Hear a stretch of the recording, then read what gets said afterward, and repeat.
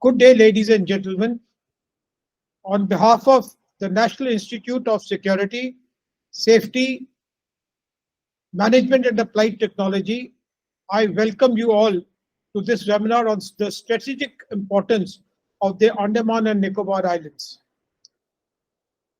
I am Pawanjit Ahluwalia, the coordinator for Nissmat activities and the moderator for today's discussion with Maj Gen Vinay Bhatnagar. The discussion aims to shed light on the significance of these magnificent islands on our nation's strategic landscape. The Andaman and Nicobar Islands have long been an integral part of India's history and culture, and they continue to hold immense importance in the contemporary geopolitical scenario. Today, we delve into the multifaceted dimensions that make these islands strategically vital. The Andaman and Nicobar Islands, nestled in the Bay of Bengal, possess unique geographical features that bestow them with extraordinary military and economic value. Their location at the crossroads of international trade routes and their proximity to vital maritime choke points make them a key player in regional security and stability.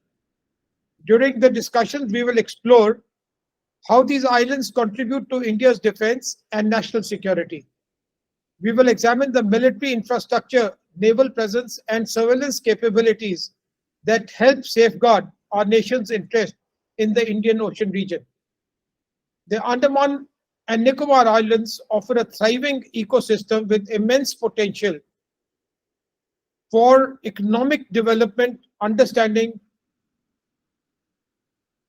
For understanding these aspects, it is crucial for formulating sustainable and growth-oriented policies that align with our national objectives. I extend my heartfelt gratitude to the esteemed speaker of the day, General Vinay Bhatnagar.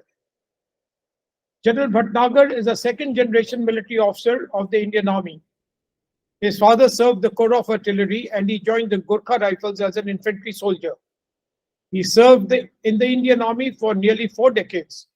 Post-retirement, he has been very active with adventure sports in the Andamans and he shuttles between a home in Port Blair and Gurgaon.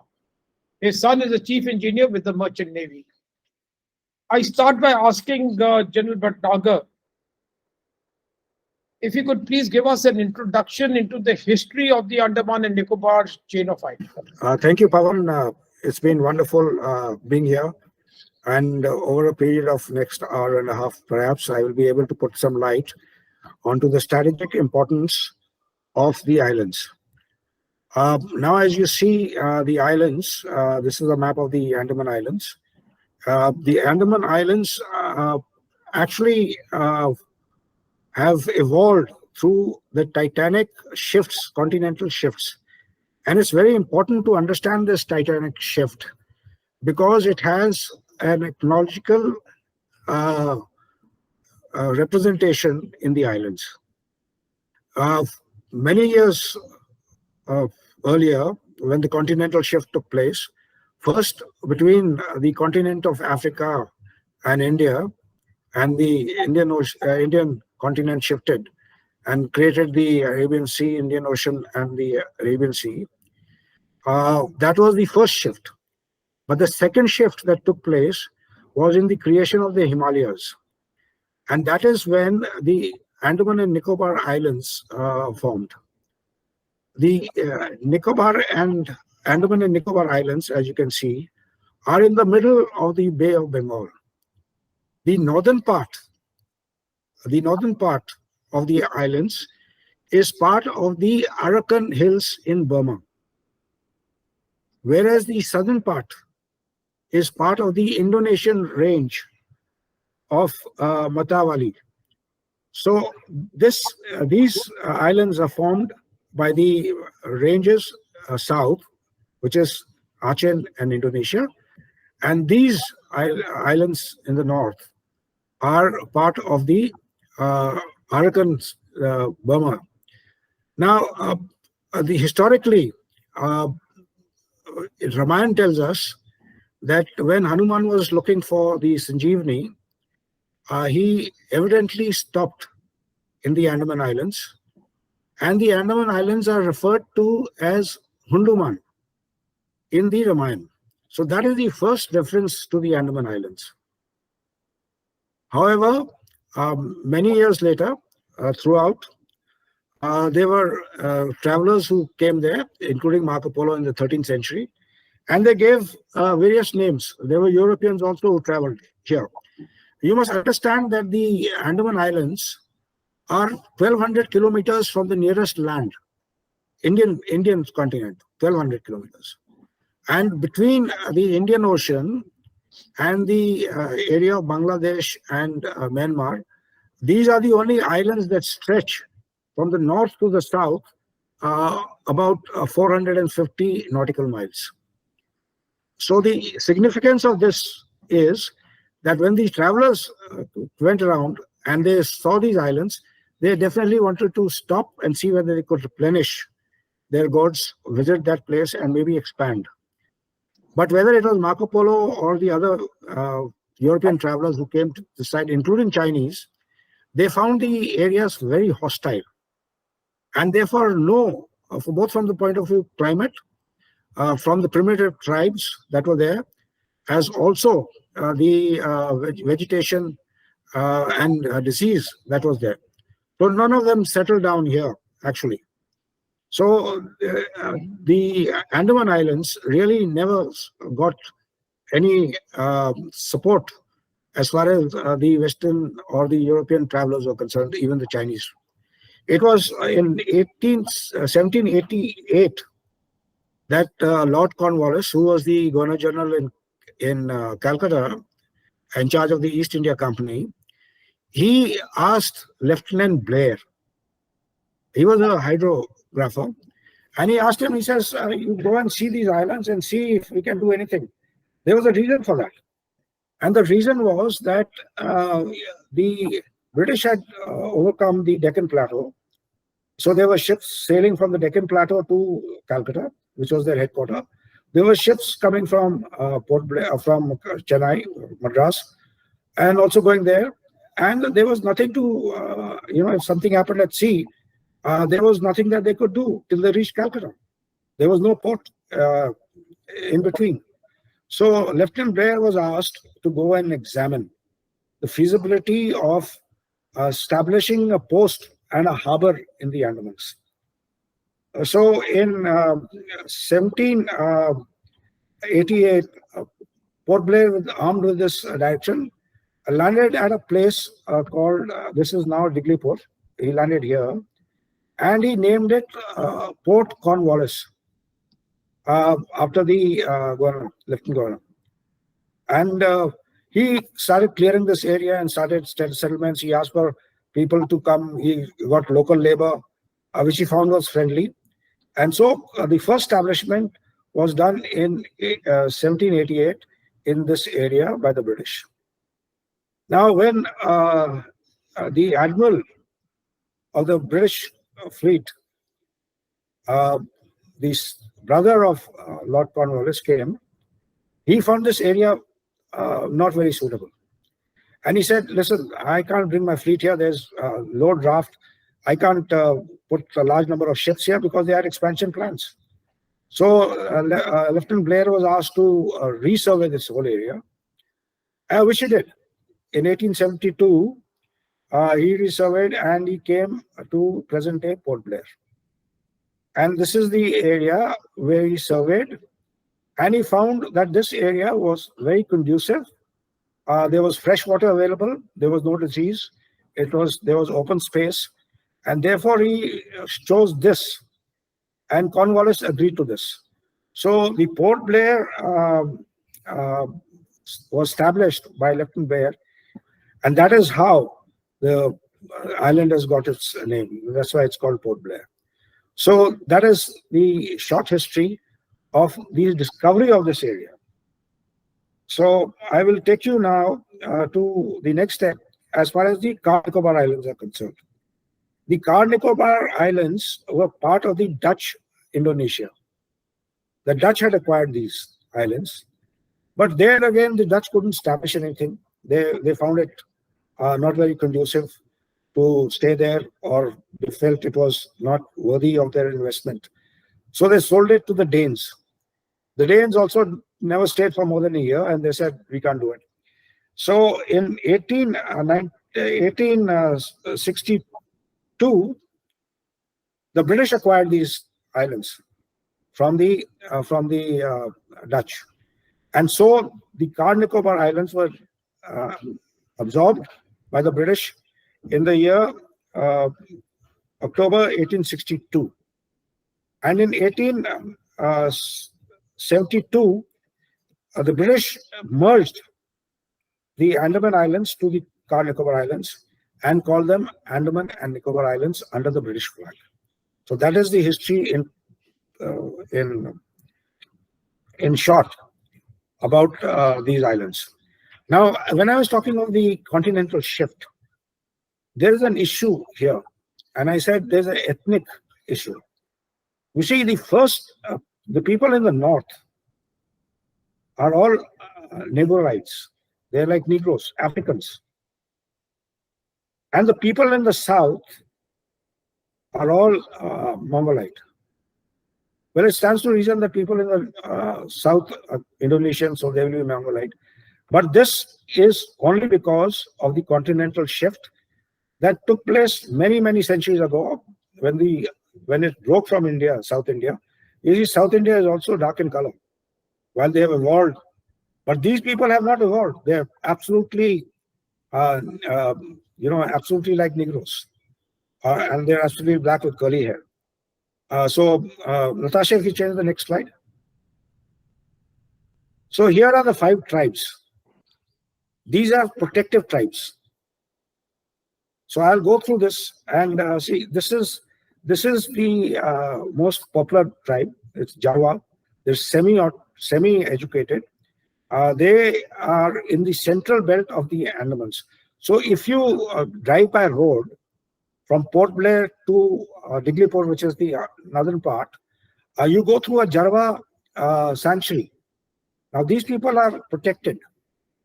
And these people earlier used to be absolutely naked. But over a period of time, the administration has clothed them and put a little bit of education on them. And there are forest rangers who look after them. We are not allowed to talk to them. We are not allowed to give them any food or anything. We are not allowed to even photograph them. Evidently, one British journalist came and took photographs, and that was quite a scam by showing them naked. And they said, oh, in India, everyone is naked, things like that. So there is a difference. But these are the most educated in the sense that you can converse with them. They have their own language. But there are people who learn their language and can converse with them. And these people, when they fall sick, are brought to Port Blair for treatment. And there's a special cell in the hospital, J.V. Pant Hospital, where these people are kept. So this is the tribe which is there. And you'll notice that they're all African in nature. Then the second tribe that I want to show you is the Ungi tribe. These are again African. And you can see the curly hair and all, they're absolutely African. And these two are in the area of the Andaman Islands, but they're open. They're not as primitive as these. These have mingled now with the normal population, but they have to be very careful about diseases and immunity systems. So this is the second largest population here. Then the third population, which is the original, the Great Andamese tribe, these are the people who originally shifted. And of course, these other tribes evolved. So these are called the Great Andamanese tribe. And these are absolutely modern. They move around. They've got jobs. So this is as far as the Great Andamanese. So you notice that these people are all African in nature, and that is because of the shift in the continental. Now, a word about these sentinels. Some 2 years back, you must have heard about an American who went there, wanted to convert them to Christianity. And they allowed him to land, but they killed him. Now, this is an island called North Sentinel, which is northwest of the lower part of the Andaman Islands. And it is totally secluded. Nobody can go there. It is out of bounds for all. There was one Lieutenant General, Paras, who tried to go there in his boat. But these arrows that are there are very poisonous, and they will not have anyone come into that island at all. So they are very primitive. The only survey of theirs that is done is once in a while they do an aerial survey. They try and drop some food and things like that. But these forests are very rich in both boars and deer, and of course fish. And their customs and traditions, those who have studied them, is they don't bury their dead, they keep them under the bed. And how they survive, I'm not too sure. So these tribes are very limited.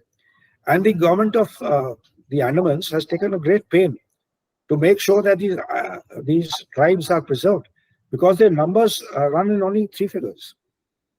So it's very important from the ecological point, from the ethnic point of view, and from preserving the ethnicity of the original inhabitants of the islands. So the government has taken a lot of steps to preserve that. Now these are the Burmese tribe, which is called Shrompens, and they are in the Car Nicobar side. You notice they're again primitive, but they are a little open. They're not spear weeding and things like that. And a lot of them have got jobs, but they're still in a reserve.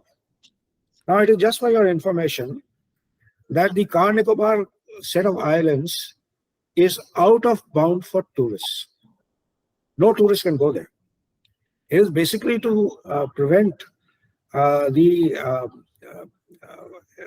prevent their intermixing with the locals, because the immunity system, we may carry a disease which may wipe out the complete tribe.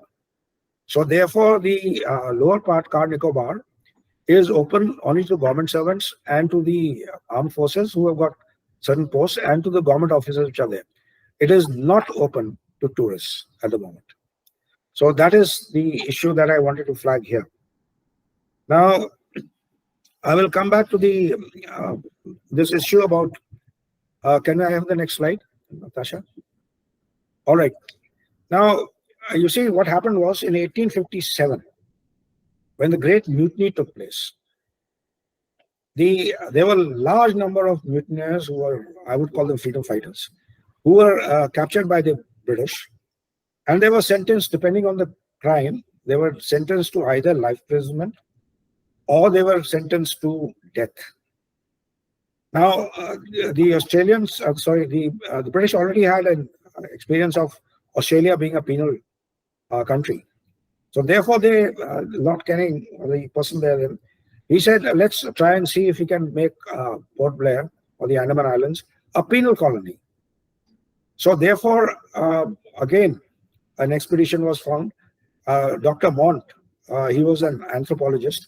He was sent and said, yeah, you not only do the survey for the jail, which you want to form there, but also do a complete survey of the anthropological disease and things like that. So he spent a large time trying to see what was the anthropological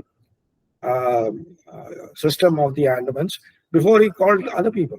So he gave a very positive report. He says, this, both from flora and fauna, this place is amazing. And he surveyed a large number of islands, and he found that they could be habited, a few of them could be habited because they had fresh water. So the first island that he actually went on was this island called Ross Island. And this is how it looked around that period. So he went and sat there, and that became one of his seats. The other place that he saw was Chatham.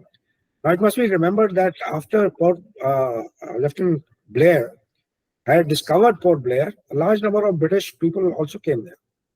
And they started clearing the area, they started making small hutments and things like that. But the important part was that the Port Blair needed to be developed more. If you had prisoners there, they wanted to put the British flag there. And therefore, between the period of 1896 to 1906, the cellular jail was made. This was the cellular jail. Now, I will tell you briefly of this cellular jail. You know, it's got 696 cells. Each window is a cell. There's a corridor here. And as you can see, there are 3 floors. Now, each room. And there are 7 wings. This is just one wing. There are 7 such wings. And they all meet at a central place, which is like a spoke of a wheel. So the 7 wings meet at one place. So if you keep one sentry there, he guards all the 7. And there is no other exit from the jail except through that central wheel. So that is how they've. The other aspect is that all these wings face the wall of the other wing. So there is no contact between a person who is in his cell and the next fellow who's on the other cell, but he's only facing the wall of the other cell. Now the cell itself is only 8 feet by 10 feet, whereas just a guy can lie down. And the ventilator is 9.5 feet high. So the guy can't even look up through the ventilator. The food is, there's a tray, the food is put there and is shoved inside, and he has his food. Now this central part of this area is where the punishments used to be handed out. And they also have, they were tasked that you will take out so much oil from coconuts and other things. So every day they were tasked to do certain work. Now there were 2 categories of prisoners. One who were not allowed outside the Port Blair or the cellular jail. The second were allowed to work in the fields. So there is a significance of that also. Now the most important prisoner here was Veer Savarkar, whose cell is right at the end on the top floor. And that has become a monument now. And the hanghouse is here. So those people who were condemned used to come here and they were hung. And then their bodies were kept here and then removed. The other hanging place for women was an island called Viper Island. So this is in a nutshell the cellular jail. Those of you who will visit this place will then be able to see a light and sound show which gives you in more detail. But in short, this is how it was. Now, this is how the prisoners were brought. This is close to the beach. This overlooks the beach or the landing area, Aberdeen. And this is the sea, and they were brought here, segregated, and then sent. So this is how the British kept their. Now, for the British, this was also a strategic location, because the British fleet, which was traveling, could now come and stop at the Andaman Islands. So a lot of ships, British ships before the Cold War. As a matter of fact, there is a ship that is being sunk because it hit a rocky crop, which is now a scuba diving shot. But the first strategic importance of this came when the Japanese invaded it. The Japanese invasion took place on the 15th of February 1942. Now this is the place where they landed. They also landed at Port Blair. You see, what had happened was the British said they had lost Malaysia. They said there's no way we can hang on to Port Blair. So they evacuated all the important British people and also a battalion of the Gurkhas, 412 Frontier Force. And now, incidentally, I must tell you that 412 Frontier Force was the battalion of the Field Marshal, Manasham. And this battalion, when it was evacuated from here, close to the Japanese coming, they were sent to the Arakan. And of course, Field Marshal Manesha was there. So the British evacuated the whole thing, leaving just the DC and a couple of people there to, look after the affairs of the Japanese and to give the surrender call. But the Japanese rule initially was very good, exceedingly good, and the people welcomed them. But as and when the period went on, they found that there were a lot of information that was being given to the British. So every time a Japanese ship came, it was hit by the British Air Force. So they started rounding up a lot of people. And unfortunately, after a year, the Japanese were looked more as enemies because they were doing extrajudicial executions. There was a place called Fararganj where 42 people were rounded up and shot, 5 at a time. So the Japanese were not really liked thereafter. But on the 30th of December 1943, Netaji visited them and he put the flag there. He put the Indian flag there, and he declared this as independent India. And he was kept in Ross Island, but he was not allowed to go into the cellular jail where there were a lot of people who were. He did visit it, but they didn't go to the sixth wing where these people were kept. So this trip of the of Netaji was it was very shrouded in not secrecy, but it was shrouded from the public, and that is one fallacy that we see in his visit. Though I must compliment that this was the first place where the flag was put, even before the one that was put in Imphal. Now the war ended in 1945, and in 1945, when the war ended, August 15th, the Japanese had got the message, and they went up to a place called Garmachar, and they barricaded themselves. They said, okay, we have surrendered, but there was nobody to take the surrender. The surrender took place in February next year, and this is a surrender thing when a delegation of the Indian Rajref Battalion came and took their surrender. So that is what it is. And I must tell you, because of the crimes that were committed by the Japanese there, the admiral there was formed of war criminals for war, heinous crimes, war crimes, and he was executed. So that is the brief of the British day. Of course, in 1956, the Union Territory, it was declared a Union Territory of the Republic of India. All right, so this is as far as the British rule and the development of the Andamans took place. So we have schools. The British brought in their schools and other things, roadways, education system, and all that. So there, it developed to some extent, but it was still a far away. The aspect of it being a Kalapani is true, because when you are going to sailing to the Andamans, the water looks black. It is a phenomenon. So when you sail even from Neil to staying the mid ocean, is actually black. So that is why it was called Kalapani. All right, Natasha, can we have the next slide? All right, now I will briefly tell you certain issues about these islands.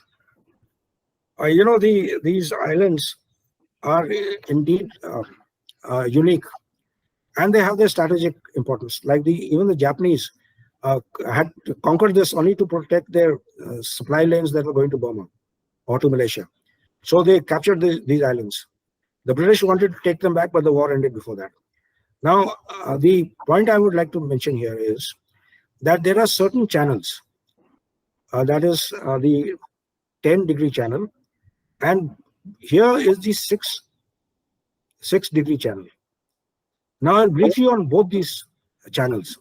The 6-degree channel is 23 kilometers from Aceh, the Indonesian part. And it is at its biggest width. It is about 120 kilometers width. Now, in this channel, just this channel, 80% of the shipping takes place. 80% of the shipping takes place. It is 72,000 ships per year. That comes to 200 ships per day. And it is within our EEZ. Now, if you look at this thing, now I'll tell you a point about the EEZ. There's a difference between the territorial waters, where no foreign shipping can be done, otherwise without a reason. And if the EEZ ensures free passage, it allows free passage, and therefore the ships can go and come, and but they are not allowed to do any commercial. And it extends for 200 kilometers, nautical miles, from the shore. So the 12 nautical miles is territorial water, and the remainder 180 is your EEZ. So together it comes to 200 kilometers. Now India has taken up a case with the United Nations to extend it to 300. But I'll talk about the EEZ a little later. So you have this as one of the choke points, and the other one is this 10-degree channel. Now this is about 80 kilometers, but it's the deepest channel. And so the ships that cannot go from here because of the draft which is 180,000 tons and more, they perforce have to go from here, which is not a long distance. It's about a diversion of about half a day. So they have to go through this. So between this and this, which are both within our EEZ and within our area of influence, 80% of the shipping takes place around the world. So this is the point that I wanted to make in this. Another point that I wanted to make is the islands divide the Bay of Bengal into two parts. The western part is the Bay of Bengal. The eastern part is the Andaman Sea. It is not the Bay of Bengal. So the Andaman Sea is the literal sea for all the neighboring states that neighbor to the east of the Andaman Islands. And there are about 6 or 7 of them. Each one has a significance. So what is happening is that there are places where the EEZ of neighboring countries are merging. So this is the importance where, well, it doesn't matter, because basically what happens is the EEZ of India is the least exploited, as I come later. So we have to see that issue. But it is strategically important because all these EEZs come into the channels which are choke points. And therefore, in one way or the other, they come under your area of influence, because your EEZ can be surveyed by your maritime forces. Your EEZ can be surveyed by your maritime forces. And let me tell you, the latest aircraft that has been given to us by the US, Poseidon P3I M, operates here quite often. They have no problem in going wherever they want to go. They look after the IOR and the landing facilities are available in both in Port Blair and in Car Nicobar. So this is Car Nicobar here. So as far as the surveillance of this area is concerned, it's a very important issue. The second point that I wanted to bring out, since there's a force level issue here, you see the Andaman and Nicobar Islands that have been formed, and I'll talk to you a little later on that, is basically there to defend the islands and to ensure their safety, security, and for disaster relief and other things, and to also make sure that our EEZ is properly defended. It is not for exploiting the area beyond the EEZ. They don't have ships for that. The actual ships for that are based in the Eastern Command at Vizag, which is also home to the nuclear submarines that we have.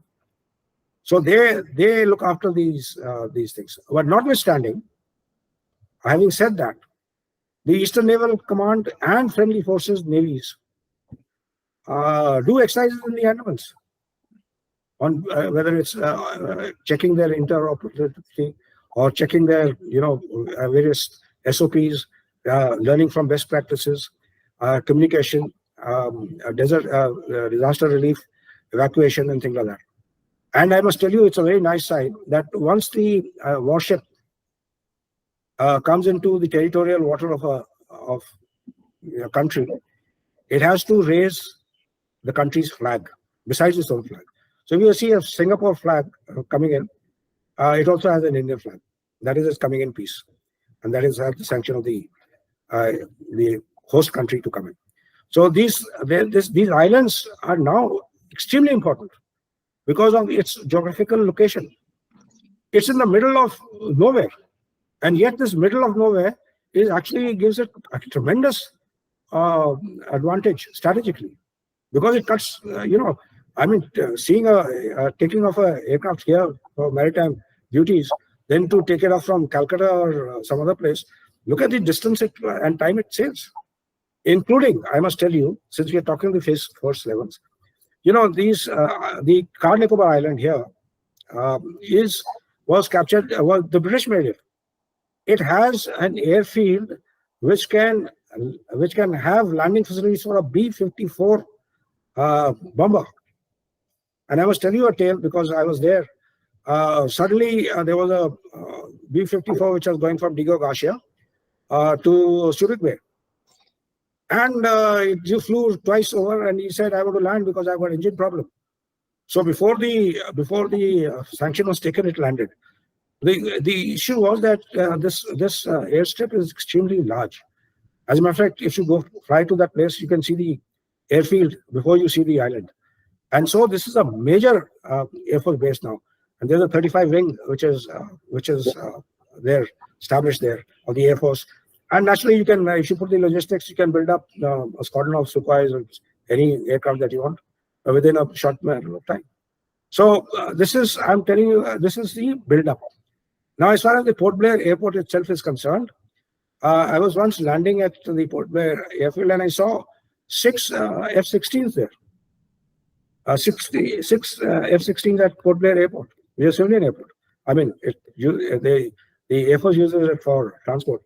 But I was quite amazed. But what happens is that India and Singapore have a treaty on Air Force, the Singapore Air Force using the Kalaikunda ranges for their field firing. So they just stopped there for refueling. The point is that even the Port Blair airfield can take on fighters if they want to. So this is the point I wanted to tell you about the Andaman Islands. Now there's a lot of talk about strategically there's North Island and there's an island here called Coco Island, which is just 23 kilometers from this point, Diglipur, 23 kilometers. And that has come into the news also because they say the Chinese have got some kind of a listing post there, but I'll come to that later. Okay, next slide. So this is Coco Island.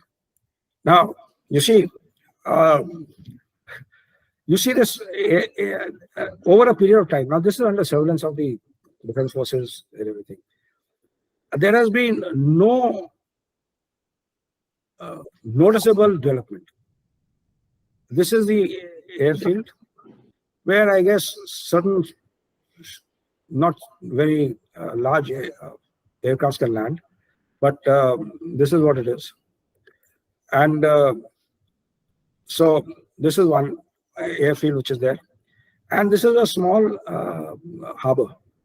Now the draft here, as you can see, does not allow any large ships to come. So they're only small. So, I'm not too sure whether the hype over Coco Island is overdone, because I am of the opinion that Myanmar will not allow a Chinese to come here and establish his base here unless there is war, in which case maybe we may have different plans. I am not privy to that, but what I can say is, secondly, electronic warfare is a two-way street, which means that if they can snoop, we can snoop. And the territorial water is 12 nautical miles. I've been on an island of navigation plane when I was in service, and you can see this island from the air. You climb up to about 15,000 feet, and you can see they're outside the territorial water. So the development here is not so much. And at the moment, as I say, there is limited capability of offensive. There is, of course, a detachment of the Burmese army here. There is, of course, Air Force contingents here. And, of course, the replenishment here is done by the Burmese Air Force. But every aircraft that comes and takes over or flies out is under surveillance of the ANC. So I don't think we should spend too much time on that issue. All right, next. All right, now we come to this important issue. We are looking at the choke points. Now, if you see, this is the last point. This is Car Nicobar. Correction, the Great Andaman Islands, Campbell Bay. We got a naval base there. Here, at the mouth of the state of Malacca. Before that, it's not here, but there's an island here. Between this and the island. So this is the 23 or 123 kilometers of passage that they have. Then the other thing is of going to across the 10-degree channel, which I showed you earlier, for the ships which are of a larger depth, larger. Now another point that now the Chinese have been pressing Thailand. That this thing is a stranglehold for us. And we will build a canal from here, from this place to this thinnest place. We will make it for you. And then we don't have to, you come from here and you go through here. You don't have to go through all this way. And we'll allow the ships to go. Something like, let us say, the Suez Canal or the Panama Canal. But the Thailand people don't want to agree to that. Because Thailand, firstly, it will divide the country into two. And the lower part is the festive point, where all the Muslims are, the radical Muslims. So they don't want to break it. And of course, there's a lot of pressure from the other countries also not to make it. But this is one issue that the Chinese have been pressing, but Thailand has not so far agreed to it. Now, the other exit points is that you come from here and go from here and go like this. This is very long. There's another thing that you go from here. This is also a channel. But this channel is okay if you're going to Australia, not if you're going to come this way. And then it comes into deep sea. So this is called the Lombok Strait. So these are straits which are specific to, let us say, the area of Australia, which is here, Papua New Guinea and things like that, and also Australia. But it is not economical for a ship to come from here and try and get into here. You can see it on the map. So the important issue that I'm trying to tell you is that these straits, where 80% of the oil flows, is a stranglehold. And India is in the best place to actually have an area of influence. Now, I must also tell you one more thing. There is an island south of here called Cocos Island. The Cocos Islands are owned by the Australians, and they have a base here. And they have an area of influence which is all around here. So the Indian and the Australians, as part of Quad, can basically strangulate even those who try and take this route. That's very important. All right. Now we come to the Indo-Pacific region. You see, when the Americans started looking east, the time of Clinton early, and then Bush all came, and then of course, and they said, listen, our Pacific Command, which is in Hawaii, is only looking out of the Pacific Ocean. Whereas today, it has become important for us to also oversee the Indo-Pacific region. Now, this actually depicts the complete Indo-Pacific region. And you can see the area that it covers, enormous, including Australia, Papua New Guinea, the whole of Malaysia, the whole, from South Korea, Japan downwards, and going to these important Horn of Africa, over here. And I'll come to a place called Madagascar. As you know, the Americans have a base here in Digo. There are forces of the Western armed forces here, Digo being the largest. So this area, if you include this area, then 90% of the shipping, ranging to $5 trillion a year, passes through this region. And this also is important because China has laid claim to the South China Sea. And the South China Sea has been taken over by the Chinese. Now, the Chinese have a way of life. They say anywhere in the past, through centuries, if there's been a Chinese there, it belongs to them. And they just put the flag there and they say this is ours. There is a ICG ruling against their occupation of the South China Sea, which they have put to sheds. And they said, sorry, this is not our concern. We have taken.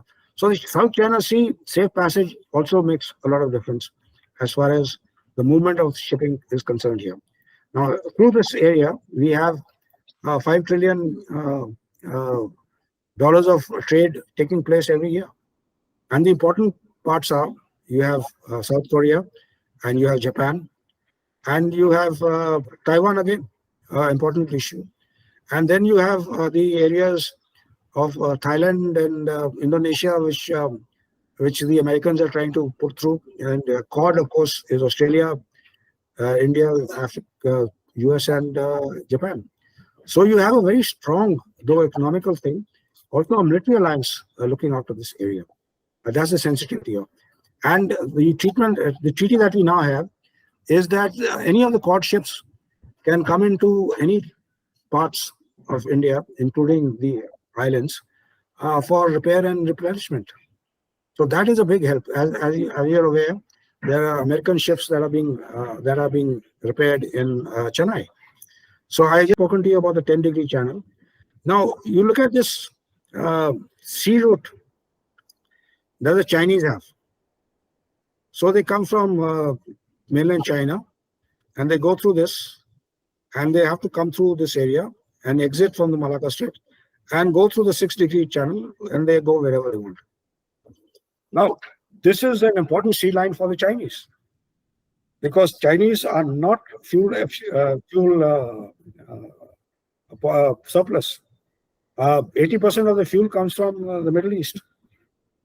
So the Chinese, having failed to make the canal from Thailand, sprung around in 2004 into a new concept.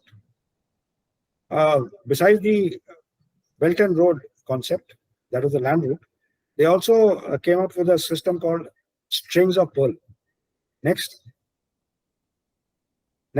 So here we have the string of pearls. So what they've done is, and this was noticed by some think tanks in America in 2004, and they said, yeah, the Chinese are doing this kind of a thing. What does it come? So they mapped it up, and then they realized that this string of pearls, this is their sea route, and they must have repair, docking facilities, replenishment along this route. So they developed a number of places, this being the most. The biggest pearl is Ceylon and Guada. So this is what they did. So they made this the string of pearls along this chain. So if a ship needs refuge or wants to go somewhere or replenish themselves, these are also places where they've got a tack for unloading fuel. For example, in Chittagong, they've got in Myanmar, they're making 2 pipelines, which is going to cut across Myanmar and go to China. So this is being done, it's being constructed. So the ship comes here, unloads the fuel from wherever it comes, from here, from the Middle East, comes here and pumps out the fuel, 2 pipelines, pumps out the fuel to China. So this is and these are the facilities that they have made. Various. This is the canal which I've meant. They've got a service facility there, a commercial naval base. I'll come to this commercial naval base. They normally don't use naval ships or espionage and other things. They use commercial ships, which are disguised to also do surveillance. And then you have the Chittagong facility and the upgraded port facility in Chittagong. And of course, you have the border. So this is the pearl of that, both to beat the soft power of the Chinese as also the road and belt, and developing their facilities and contact diplomatic and economic with the African countries. But most importantly, our ability lies in the ability to actually choke their things should it arrive. Even choking is not easy. I mean, it is a form of war. So it'll have to be done at a time when there is nothing else left but for us to do the issue of choking, and it has to be done multinational. It can't be done just by India. Then it will pass the authenticity in the United Nations. But that is almost like a act of war. But the the thing arise. I mean, this is one of the things that we have. Now, I must tell you that India's active part in countering the string of pearls is also to remove the Chinese pressure in Ladakh. So if they do pressure there, we are quite capable of doing pressure here. So while they have a second front in Ladakh and Nifa, we have a second front here. So this is a counterbalance to even Ladakh, which they are still Islamicizing. So I just wanted to flag this issue about our capability to counter this and the role that the Andaman and Nicobar Command plays in this vital thing. The Andaman and Nicobar Command is backed by the complete Eastern Fleet. And of course, assets on the West can also come as they came in the Indo-Pak War of 71. Bay of Bengal, the Indian Ocean region, and the Andaman Sea is secure from our point of view. And let me assure you, since I live in the Andamans, there's a fair amount of activity which takes place there. For example, I will tell you in a scenario which is open, it's open, where they showed that perhaps an island was captured by an offensive force or enemy force. They actually were able to react within 48 hours, and they actually brought in special forces flown directly from Agra, and they dropped them there. So this is the capability, the known capability in open of what we have as far as the islands are concerned. But having said that, I mean, one has to see with today's surveillance capabilities and other things, which enemy would like to come and sit on an island, unless it's Port Blair. And they will get detected miles away. So the defense of the Andamans is important, especially its sea routes. See, India has an Act East policy. And how do these islands play a role in India's broader Act East policy and its efforts to strengthen ties with the Southeast Asian nations? All right, so all this is part of the Act. First, it was Look East. Recently, it has been changed to Act East. As you are aware that the Indian Road and Belt, they've said let's connect the roads from Tamu to Thailand and all the way to Singapore. There's problem in Burma, so it's halted. But this Act East policy is there for the last 4 or 5 years when General AK was. And he was the first to actually say that it should be used as a stepping stone to our Act East policy. Now, this Act East policy is a result, and this Indo-Pacific study, you will notice that look at the number of exercises that the Indian Navy is doing with foreign forces, both in the Bay of Bengal and in the Andaman Sea, but more in the Pacific. We've flown Sukhois to Japan, to Korea. We are doing exercises in the Philippines. We are doing exercises with Vietnam. As you see, just recently, INS Kirpan was given to serving ship was donated to Vietnam. So if China gives Pakistan a ship, we are at liberty to give Vietnam, who's got a stake in the South China Sea, also a modern ship. So there's a lot of inter-services dialogue that takes place. I would say it has increased at least 100% from the old days when this Act East policy was not there. So there is, and that is not the only thing. Economic. I'll give you an example of economic. The Port Blair Authority, government, we import all the sand for construction work in the Andamans from the Southeast Asia countries. Sand, white sand. We've not allowed the sand of our islands to be used for that because it's an ecological disaster. So we import. So what we've done now, there's an agreement, economic agreement between the Andaman administration and Achin, province of Achin. So it is the first interstate agreement, economic agreement, that you will send us duty-free stuff to the Andamans, and we will send you duty-free things to Achin. As you know, Aceh is the furthest island of the Indonesia and very poorly developed. It was the source of the earthquake that took place, or the tsunami that took place in December 2004. So it is so the Act East thing is very, very important. We are doing a lot of inter-services exercises with them. Our economic bonds are growing with them. As a matter of fact, you would see in the Arctic, we are even going to Papua New Guinea. The Prime Minister has already been there. So we are looking at the islands in the Pacific, where Fiji, for example, where we have a large Indian population. So we had, but it was there earlier, but now it's been stepped up manyfold, manyfold. Yeah. Yeah, the location of these islands is very strategic. And how are we, as Indians, using these strategic locations to enhance our influence in the regional and international forums? Yes, you see, the point is that when we are in a civil mode, we don't need to place anything there. Just the normal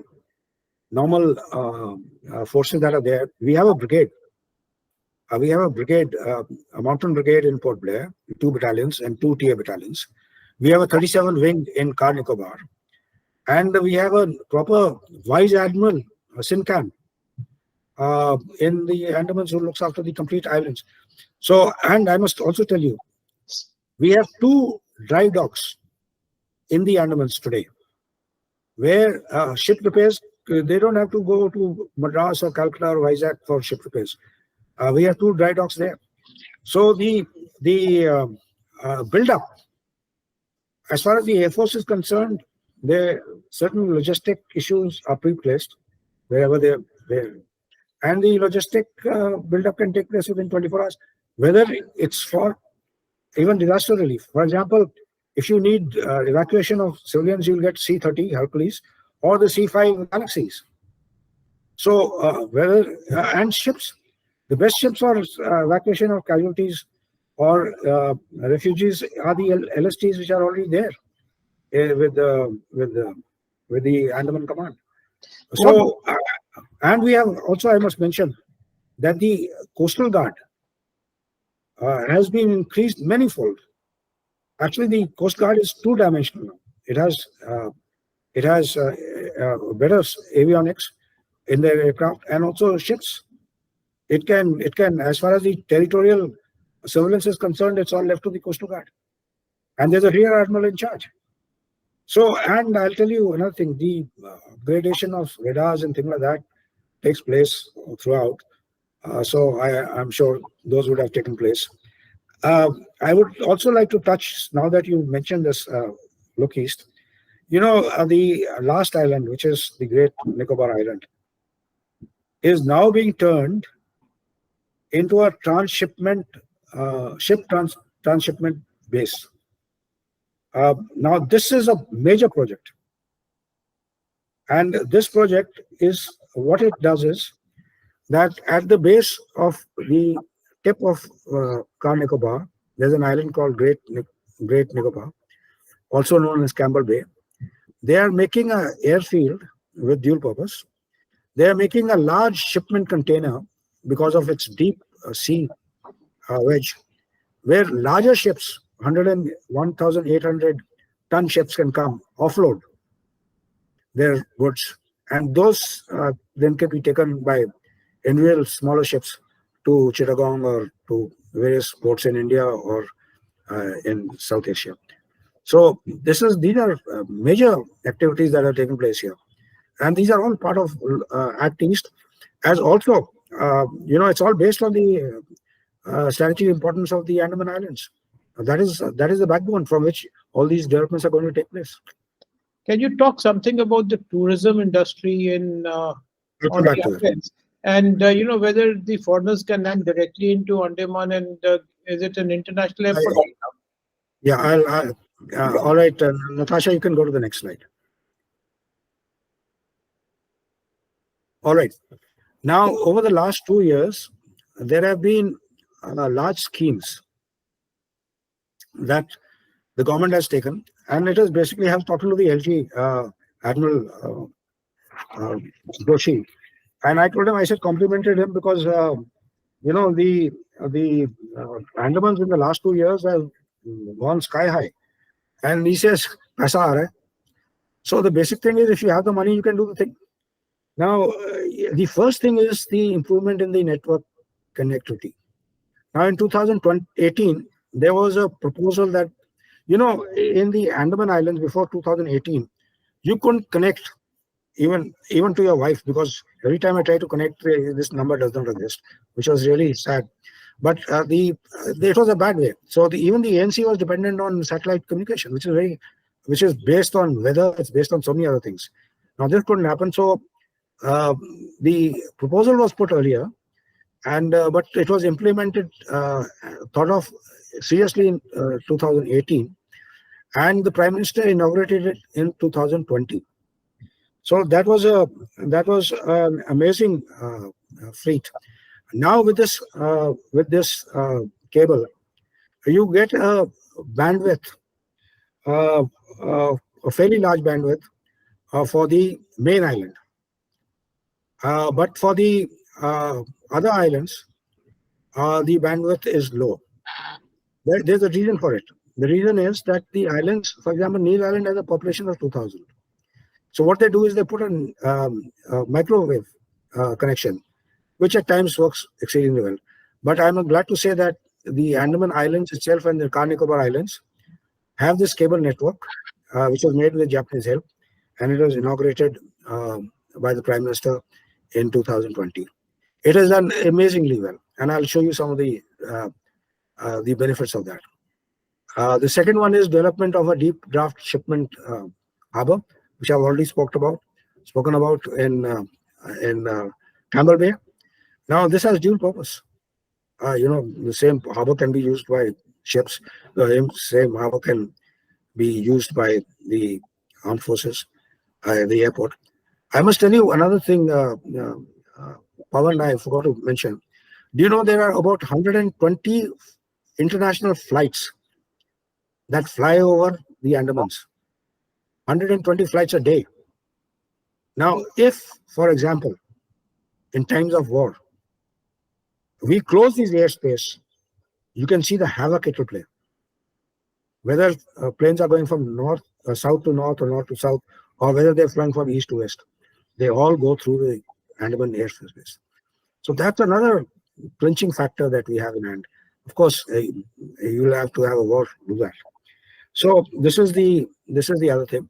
Then the other point is of the Blue Revolution. You see, the Blue Revolution, the saying in the Andaman Sea is that the Andaman Sea fish is dying of old age. There's nobody to catch them. And the wealth there is tremendous. Something like, it's done a 5.17 million tons is what we've been able to catch now. That's just 10%. And there's a reason for it. Because we don't have the trawlers. We don't have the fish trawlers. The fish mothership comes from Korea. It parks itself in the EZ. It takes permission to do the fishing at a price. They give the price. The smaller ships go, do the fishing, put the thing on the mothership. They refrigerate it, tin it, everything. And then they just export it. For the Japanese, for example, they are mad with at bluefin tuna. They love tuna. And there's no tuna in Japanese seas and China Sea now. So they love to come here. But the question is, why can't we develop our own food? I'll give you an example. We do. There is the local ship. There's a guy who opened a cold storage there. At any one time, he has 30 tons of tuna. 30 tons. What he does is he acquires them from all the local fishermen, classifies them in various types of tuna by weight and size and things like that. He's got a deep freeze. The whole warehouse is deep freeze. Then he scales them and cuts them to size, puts them in containers, in frozen containers, and ships them to his base in Chennai, and from there they're exported. So this is 30 tons is nothing. So we have a large. The rules and regulations don't permit. They're very stringent. I mean, the rules regarding the deep sea fishing says you will get a foreign partner. You will have 51% scale in that. After 3 years, you will buy them off. No Korean will sell it to you. No Korean, Japanese, Taiwanese will ever allow you to have a 51% scale. And that 51% also works out to crores, 250 crores. Nobody has got the money. So there's a problem with the blue revolution. The next one is, of course, road communication. And we have a very good network. National Highway 4 is being constructed there from the tip of Andamans to the top. This will help in not only for the civilian tourists to go, but also to the army to mobilize in case there's something happens in the north. But this, I must say, Mr. Gadkari is doing an amazing job. I couldn't believe that Andamans would have this kind of road. You remember one thing, whether it's construction or anything else, every raw material has to come from the mainland. There's no raw material in the islands. That's a cost factor and a time factor. So that is why there is a problem with. But I'm very glad this road communication is going through. Now your point about tourism, right? Now, as far as the tourism is concerned, we had about 8 flights coming in till now.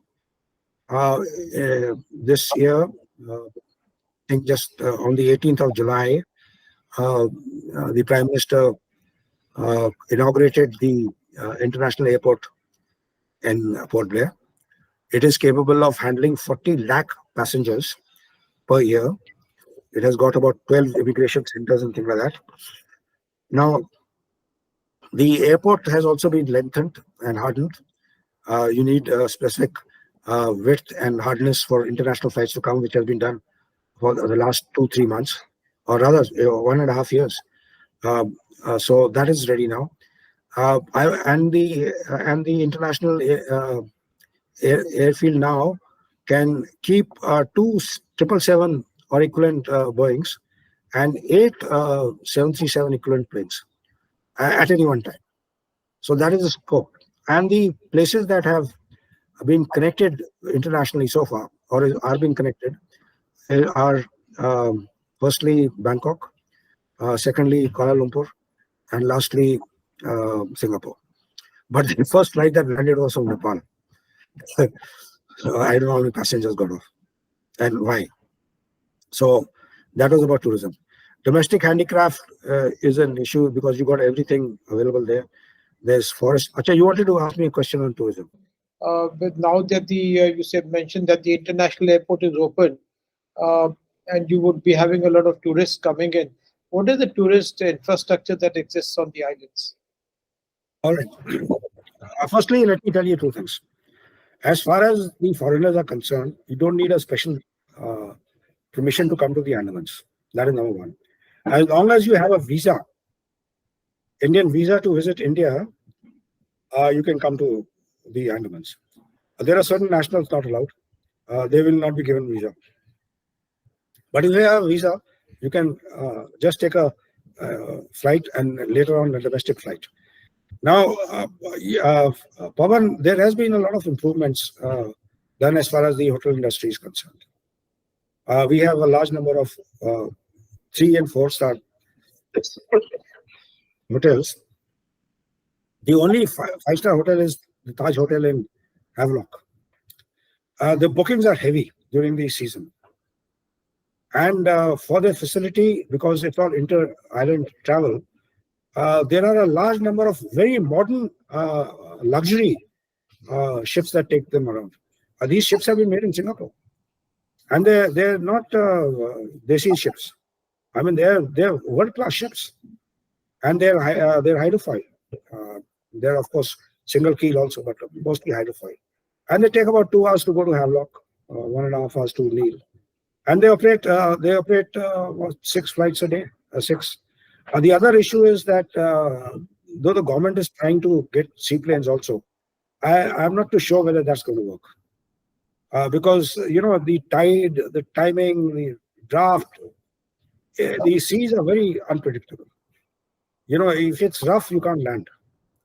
And they did try seaplanes earlier, but there's one epic seaplane which is lying in the gardens of the judges' quarters. I don't think that is going to work. But if the foreigners come, this is what they want. This is what they want. They want good medical facilities. Now, that is there is a shortfall in that. You have a government hospital, GB Pant Hospital, which has got some specialists. So it is not world class. Of course, for the armed forces, you have the command hospital, which is world class. I mean, it's a command hospital. So for the armed forces, there's no problem. But I'm sure that for emergencies, they will take the armed forces hospital, the command hospital will take an emergency. I know when my father-in-law died, he was first taken to the command hospital. Then INS Charwa. So, how about the law and order situation there? Say? What is the law and order situation there? I will be very frank. It is the most secular place in India. The most secular place in India. The Muslims raise the Indian flag whenever there's a function in the mosque. I'll give you another example. There was a radical Bangladeshi who came. He went to Havelock. And there was a mosque there and he started preaching radicalism. The guys reported him and he was deported the next day.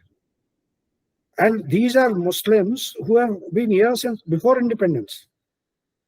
So as far as their ethnicity and secularism is concerned, I have very, very strong views that it is indeed a place where secularism really is shown to the world. The main people today are Bengalis. The second are from Tamil Nadu and Telugu and Kerala. Kerala Muslims are there. And then you have the ethnic thing. There are Christians also. So that is a spread. But I must tell you, it's very secular. And I'm very happy. My question was on the law and order situation. I have not seen any. You know what happens? If they have a thing against the government and they want to take out a morcha or something, that area is marked. The police allows them to march from one place to the other end with a flag and they're guided. There's no restriction to anyone holding a procession. There's absolutely no, and there's an area earmarked where they can give bhashans. There's a specific area marked that you can go and give your bhashan there. Okay. How effective is the police? That's the direct question. Well, I'll say as effective as anywhere else in the world. But the issue is it's a very small. See, you have a population of only 4.5 lakhs here. And in Port Blair, there's less than 1.5 lakhs. So it's so easy to monitor everyone. 37% of the population of 4.5 lakhs is urban. 67 is rural. Rural mein yaar wo guy bhais fishing karte hain. Where will they get into any problems? So the main point I would say is poaching. And I'll give you an example there. Poaching. The Burmese come and poach, and then they surrender themselves. So the guys get hold of their boats, put them in the jail, and for 4 months they eat aram se khana. Then they have a negotiation with the Burmese and they release them. They take the boat back. The boat is of course sold. So the issue is poaching. Poaching is a serious issue. And as far as illegal immigrants are concerned, there are very few. Yes, there have been issues where some people from Indonesia have come and settled in an island and they have been detected, but they've been thrown out. The network between islands is very good because there, if you see an immigrant coming into your island, your life is disturbed. No? So there, any illegal guy coming is reported almost immediately. And the population is very less, 4.5 lakhs. And what about the settlement of disputes? What about the judicial system there? We are under the High Court of Calcutta. It sits in session regularly. There are 3 people. We have advocates there, and we are under the High Court of Calcutta. So they will process it, but at the High Court of Calcutta, judges come there. You don't have to go to Calcutta to run it. So they're an elite force. So that is as far as. So these are the submarine pipelines and the connection of the submarine pipelines. Next. So this is the new international airport. You can have a look. It's wonderful. It's absolutely. This is like a seashell, the top of a seashell. Next. So it's a wonderful place. I just wanted to show you that. Please come and visit the islands. This is amazing. This is Sink Island, and these are the two sides of Sink Islands.